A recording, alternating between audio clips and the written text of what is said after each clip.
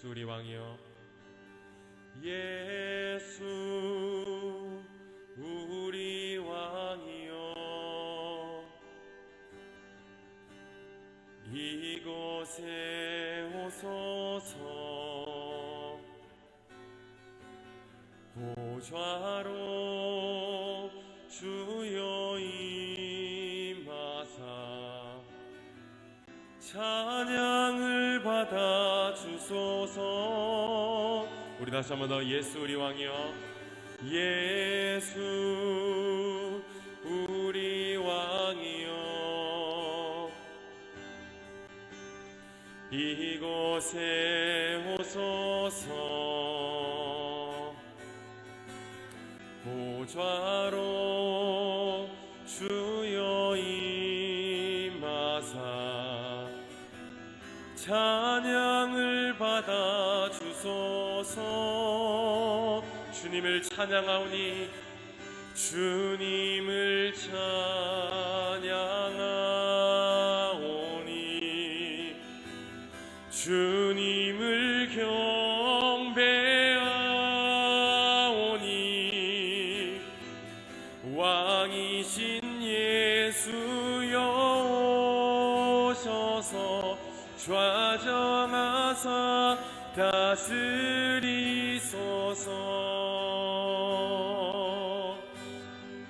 다시 한 번 더 예수 우리 왕이여, 예수 우리 왕이여, 이곳에 오소서. 보좌로 주여 임하사, 보좌로 주여 임하사 찬양을 받아 주소서. 주님을 찬양하오니, 주님을 찬양하오니, 주님을 경배하오니, 왕이신 예수여 오셔서 좌정하사 다스리소서. 주님을 찬양하오니, 주님을 찬양하오니, 주님을 경배하오니, 왕이신 예수여 오셔서 좌정하사 다스리소서. 다시 한 번 더 주님을 찬양하오니, 주님을 찬양하오, 주님을 경배하오니, 주님을 경배하오니, 왕이신 예수여.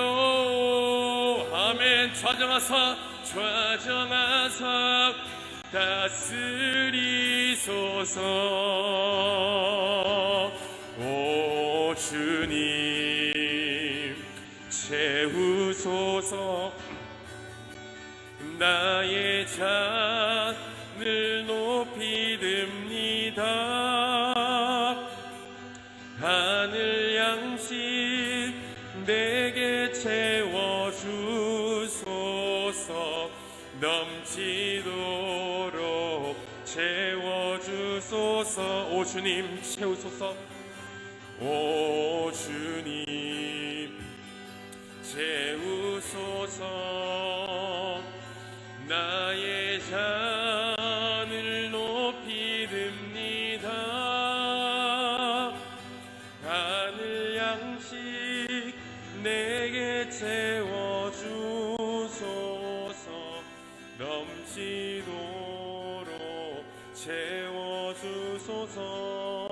하늘 양식 내게 채워. 하늘 양식 내게 채워주소서.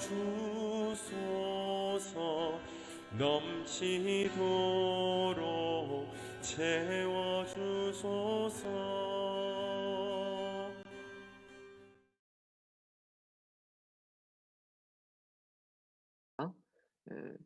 담대하고 강력한 기도 주일 설교에 대한 부분을 다시 여러분들과 나누도록 하겠습니다. 본문 6장 6절부터 17절인데 10절 한 절만 보시면 다니엘이 기도를 하고 있는데 이 다니엘의 기도를 통해서 우리는 담대하고 강력한 기도의 특징 5가지를 우리가 살펴볼 수 있습니다. 첫 번째는 기도는 도전에 맞서는 용기다라는 것을 우리가 알 수 있어요. 10절을 보면 조서에 왕의 도장이 찍힌 것을 알고도 다니엘이 기도하러 갔다라는 것을 말하고 있죠. 즉 세상의 위협과 타협의 도전 속에서 모든 것을 잃을 각오로 지금 다니엘이 기도의 자리로 나아가고 있다라는 겁니다. 여러분 사실 이게 기도의 특징이자 뿐만 아니라 기독교 신앙의 특징이라고 말할 수 있습니다. 기독교 신앙은 그냥 교회 다니고 예수님 믿으면 그게 기독교 신앙이 아니라 반짝거리는 기독교의 그 믿음, 기독교의 신앙이라 함은 목숨을 거는 각오입니다. 왜냐하면 하나님을 전적으로 신뢰하고 자기 인생을 하나님께 내어 던지는 것이 기독교가 성경이 말하는 믿음이에요. 단순히 뭐 예수 믿고 천국 간다더라 해서 뭐 죽음 이후에 어떤 무슨 보험이라도 하나 드는 마음으로 그러면 예수 믿지 이게 아니라 자기 인생을 하나님을 전적으로 신뢰하는 그 믿음을 가지고 신뢰를 가지고 자기 인생을 맡기는 것이 성경이 말하는 믿음의 본질이에요. 마찬가지죠. 그렇기 때문에 기독교 신앙은 목숨을 거는 각오라고 말할 수 있고요. 또한 이 신앙에서 나온 기도는 생명보다 소중한 신앙의 불꽃이다 이렇게 말할 수 있죠. 그래서 우리 역시도 기도를 통해 도전을 맞설 수 있어야 되는 겁니다. 자, 첫 번째 특징은 기도는 도전에 맞서는 용기 이렇게 말씀을 드렸고요. 두 번째 담대하고 강력한 기도의 특징 두 번째는 공개적인 신앙 고백이다. 기도는 공개적인 신앙 고백이라고 말할 수 있습니다. 10절에도 보시면 대적들은 다니엘이 자기 집 윗방에서 하루 3번 기도하는 것을 알고 있었어요.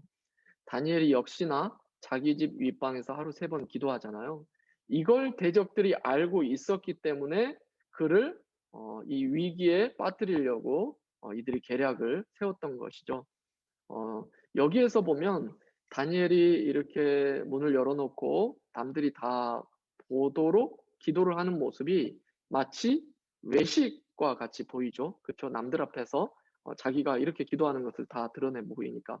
예수님은 기도는 그렇게 하는 것이 아니다라고 말했죠. 기도는 남들 보는 앞에서 막 거룩한 척을 하면서 기도하는 게 기도하는 것이 아니다. 그게 기도가 아니다. 이렇게 이야기했어요. 그렇기 때문에 다니엘의 기도가 마치 외식의 모습처럼 보일 수도 있다라는 거죠. 그렇다면 공개적인 기도가 어떤 측면에서는 외식이 되기도 하고요. 또는 어떤 측면에서는 본문에서 방금 이야기한 것처럼 공개적인 신앙 고백이 되기도 합니다.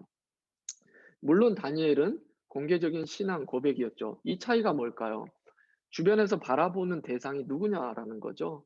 주변에서 바라보는 대상이 이 기도하고 있는 사람을 볼 때 와 정말 경건해 보인다 이렇게 생각할 수 있는 대상들이라면 그 사람들을 앞세워 두고 이렇게 티가 나게 기도하는 모습은 그들에게 나를 드러내기 위한 외식이 틀림없겠죠. 하지만 내 기도하는 모습을 좋은 시선으로 바라보지 않을 대상들이 있을 수 있는 상황에서 그렇게 기도하는 것은 외식이 아니라 담대한 신앙 고백이라고 말할 수 있는 거죠.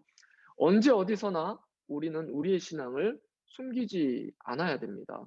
특별히 기도를 통해서 우리의 신앙을 고백할 줄 알아야 된다라는 거죠. 뭐 가정이 됐든 뭐 직장이 됐든 어떤 곳에 있든지 어떤 분들은 막 신앙을 이렇게 숨기면서 뭐 나만 뭐 하나님 잘 믿으면 되지 뭐 남한테 드러낼 필요가 뭐가 있어 이런 생각을 할 수 있는데 사실 그건 올바른 신앙인의 모습이 아니다라는 것을 우리가 알 수 있죠. 담대하고 강력한 기도의 특징 두 번째, 기도는 공개적인 신앙 고백이다 였습니다. 세 번째는 어 기도는 하나님을 향한 향수, 그리움 또는 갈망이다라는 것을 알 수 있어요. 예루살렘으로 향한 창문을 열어 놓고 기도했습니다. 이게 마치 어떤 미신적인 행위처럼 또 보일 수가 있죠. 그런데 그게 아니라는 거죠. 이건 다니엘의 마음을 보여주는 행동입니다. 그가 어디로 향하고 있었느냐라는 것이죠.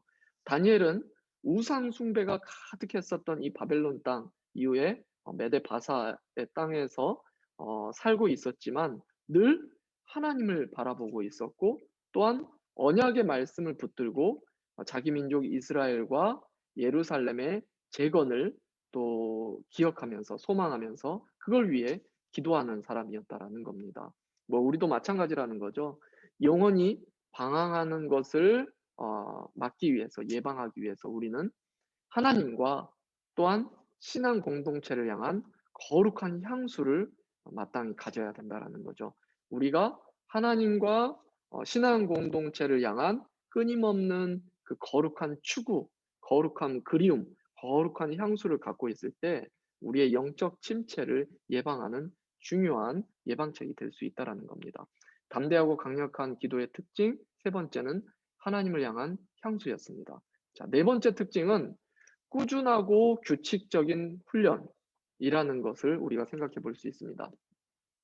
다니엘이 위기의 순간에 전에 하던 대로 하루 3번씩 기도했다라는 거죠.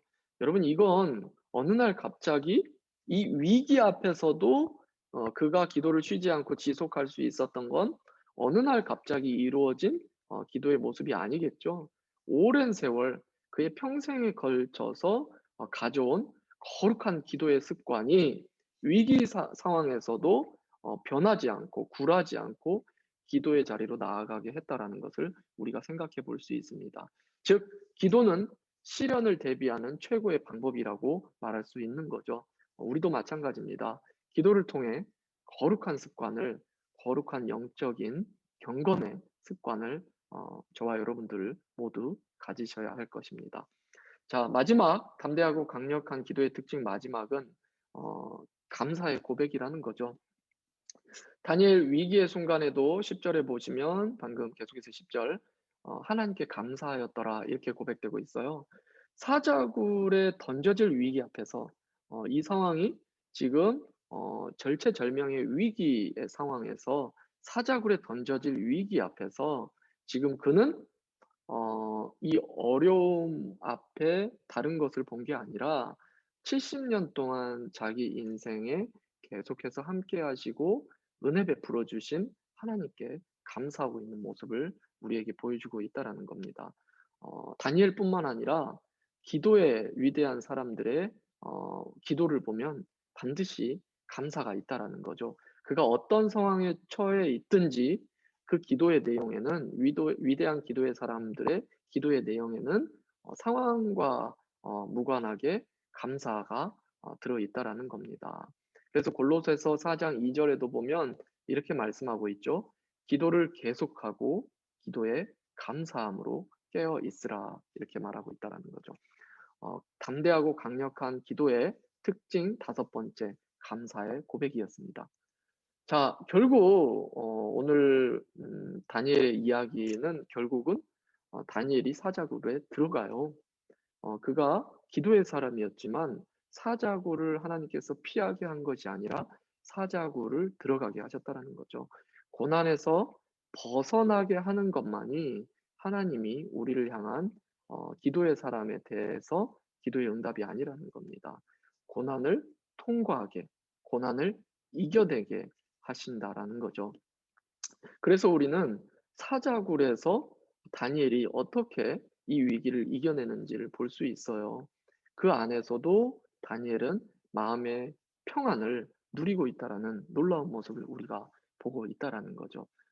기도의 담대한 기도의 결과는 어떤 위기 상황이든 어떤 어려운 상황이든 어떤 마음을 힘들게 하는 상황에서도 주님이 우리에게 그것을 극복해 나가고 통과해 나갈 수 있도록 우리에게 마음을 붙들어 주신다라는 것을 우리가 알 수 있죠. 그런데 사자굴에서 하나님이 사실은 순교할 수도 있지 않습니까? 그럼에도 불구하고 다니엘을 살려주신 이유는 뭘까요? 두 가지로 볼 수 있습니다. 첫 번째는 이 모습들이 예수님을 바라보게 한다라는 거죠. 구속사적인 우리 예수님을 바라보게 하는 겁니다. 예수님을 예표하는 모습이겠죠. 죄 없이 고소당하고 죽음의 위협 앞에서 결국 그가 살아난 모습을 보면 죄 없이 고소당하고 죽음의 십자가에서 죽으시고 부활하신 예수님을 보게 한다라는 거죠. 자, 또 한 가지는 맡기신 사명을 마치도록 하기 위함이었다라는 거예요. 이제 마지막에 보면 이 고레스 왕 이라는 언급이 나와요. 고레스 왕이 어떤 인물입니까? 바로 이 유다 민족을 다시 예루살렘으로 귀환 명령을 내렸던 인물이라는 거죠. 다니엘이 계속해서 이 이스라엘 민족이 포로 귀환하기까지 하나님 앞에서 기도의 사명을 갖고 있었고, 뿐만 아니라 총리였기 때문에 이 고레스로 하여금 그것을 선포하게 하기까지 다니엘의 역할이 분명히 있었을 것으로 우리는 생각해 볼 수 있습니다. 사명이 남아 있었기 때문에 하나님은 그를 순교로부터 막았다라고 우리는 말할 수 있는 거죠. 여기까지가 담대하고 강력한 기도라는 제목의 말씀에 대한 요약이었습니다.